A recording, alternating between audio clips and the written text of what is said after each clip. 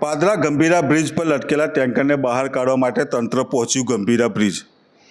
Gambhira bridge ગોઝારી ઘટનાને 23 દિવસ બાદ દુર્ઘટનાના સમયે બ્રિજ ઉપર લટકેલા ટેન્કરને બહાર કાઢવા માટે તંત્ર દ્વારા આજરોજ પગલાં ભરવામાં આવ્યા છે.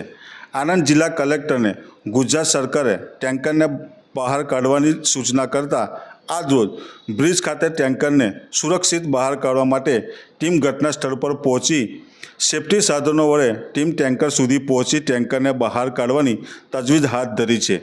23 દિવસ બાદ લટકેલા ટેન્કરને બહાર કાઢવાનો તંત્રએ નિર્ણય લીધો છે, જેની કામગીરી હાલ ચાલી રહી છે.